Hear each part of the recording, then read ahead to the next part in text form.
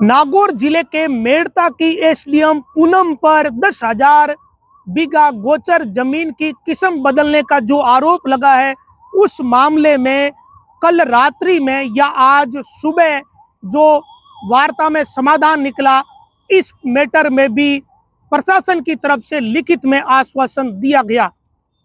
जो कुल 13 मांगे सांसद बेनीवाल व प्रतिनिधि मंडल की तरफ से रखी गई, उसमें मांग नंबर 7 में ये लिखा गया कि धनापा पुंदलू की 10,000 बीघा गोचर जमीन की किस्म जो एसडीएम मेड़ता द्वारा बदली गई है, उसे निरस्त करने के लिए सक्षम स्तर पर कार्रवाई की जाए और किस्म बदलने वाली मेड़ता की एसडीएम को तत्काल प्रभाव से निलंबित किया जाए और कानूनी कार्रवाई हो और गोचर भूमि पर होने वाले अवैध खनन को भी रोका जाए।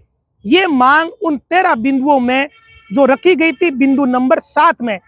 अब इसका जवाब या लिखित में आश्वासन जो दिया गया है, वो अपने आप में बड़ी बात है। वो इसलिए बड़ी बात है क्योंकि जवाब ये दिया गया कि जिला कलेक्टर अरुण कुमार पुरोहित ने पूर्व में ही सरकार को 16 सीसीए की कार्रवाई के लिए पत्र भेज दिया था। यानी एसडीएम पूनम के खिलाफ नागौर के जिला प्रशासन द्वारा कार्रवाई शुरू की जा चुकी है। अब 16 सीसीए की कार्रवाई के लिए जिला कलेक्टर ने सरकार को भेजा है। अब सक्षम स्तर के अधिकारियों को यह निर्णय लेना है कि गोचर की किस्म बदलने का आदेश जारी करने वाली एसडीएम पूनम के खिलाफ 16 सीसी की कार्रवाई को आगे बढ़ाया जाए या नहीं बढ़ाया जाए। इधर जिला कलेक्टर ने फिर से लिखित में दिया है कि हम सरकार को 16 सीसीए की कार्रवाई के लिए फिर से लेटर प्रेषित करेंगे। कुल मिलाकर जो ये पूरा धनापा क्षेत्र है, यहाँ धनापा के 10,000 बीघा गोचर की किस्म बदलकर पहाड़ कर देने का मामला अब भयंकर तूल पकड़ चुका है। अब ये मामला कोई छोटा मामला नहीं रहा। सांसद हनुमान बेनीवाल ने तो कल प्रेस वार्ता में यहाँ तक कह दिया कि ये जमीन 100 अरब की जमीन है और वाकई में इस जमीन में जो खनन होता है या यहाँ जो लाइमस्टोन है, पत्थर है, उसकी अगर वैल्यू निकाली जाए तो मैं पहले भी एक वीडियो में कह चुका हूँ कि हम लोगों के बस की बात ही नहीं है कि हम उसका आंकड़ा सही तरीके से निकाल सके।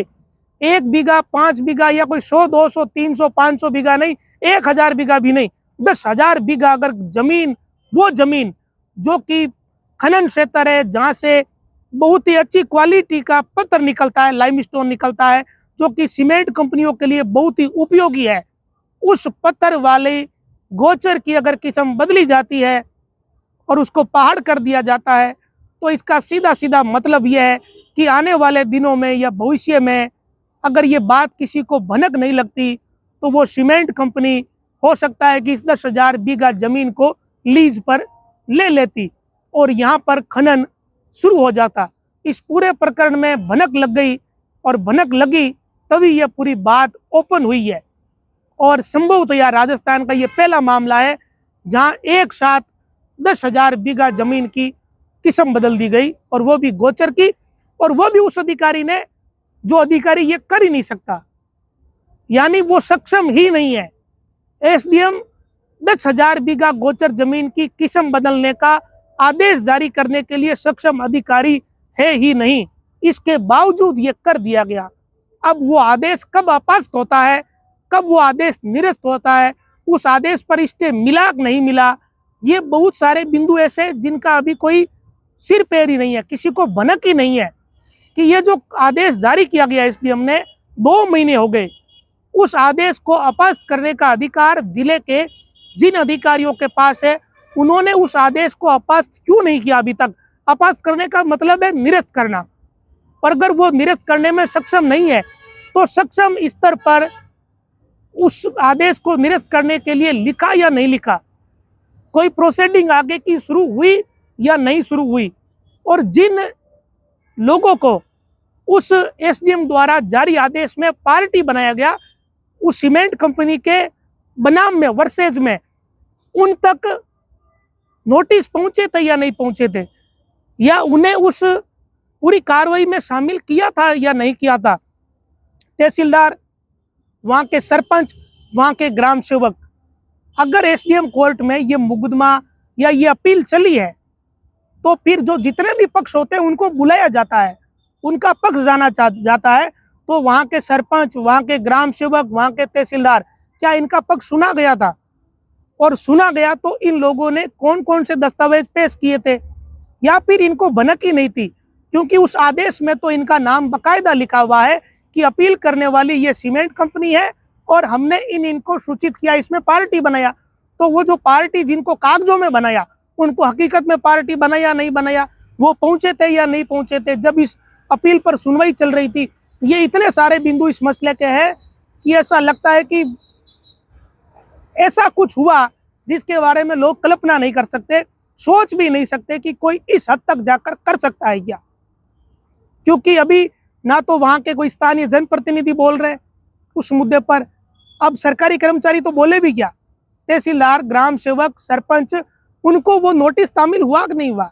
और अगर नोटिस तामील हुआ तो जब इस मामले की सुनवाई चल रही थी तो वो एसडीएम कोर्ट में पहुंचे कि नहीं पहुंचे? पहुंचे तो उन्होंने क्या कागज वहां पेश किए?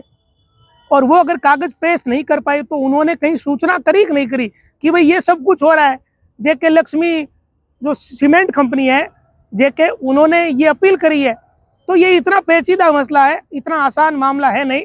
इसको जिले के बड़े जनप्रतिनिधि अच्छे से समझते हैं, जिला स्तरीय अधिकारियों को भी पता है कि ये क्या हो गया और इसका खामियाजा कितना बड़ा हो सकता है भविष्य में। और लेकिन बड़ी बात यह कि 2 महीने हो गए इस आदेश को, अब तक ये आदेश अपस्त हो जाना चाहिए था, वो निरस्त हो जाना चाहिए था। लेकिन निरस्त हुआ कि नहीं हुआ इसके बारे में भी नहीं पता। केवल ये जानकारी नहीं मिली है कि एसडीएम के पास तो अधिकार ही नहीं था, उन्होंने ये किया ही क्यों? वो अपने अधिकार क्षेत्र से आगे जाकर उन्होंने आदेश कर दिया। लेकिन अगर उन्होंने ये कर दिया अपने अधिकार क्षेत्र से आगे जाकर, तो उस आदेश को निरस्त करने की कार्रवाई हो रही है या नहीं हो रही है, ये भी तो एक सवाल है। और अगर उन्होंने कर दिया, उसके बाद अगर कोई अगला अधिकारी एक्शन नहीं लेगा तो वो आदेश तो ठहर जाएगा वैसा का वैसे। तो ये बहुत पेचीदा मसला है। अभी भी 16 सीसीए की कार्रवाई के लिए लिखा गया है, वो होगी या नहीं होगी ये भी भविष्य की बात है। क्योंकि कार्रवाई तो तब होगी ना जब जिला स्तर पर पहले जांच होगी कि एसडीएम ने कोई गलती करी या नहीं करी। और अगर गलती करी है तो उस आदेश को अपस्त होना चाहिए, उस पर स्टे आना चाहिए एक बार के लिए, ताकि कम से कम वो सीमेंट कंपनी कोई अपनी आगे की कार्रवाई नहीं करे। तो बहुत पेचीदा है।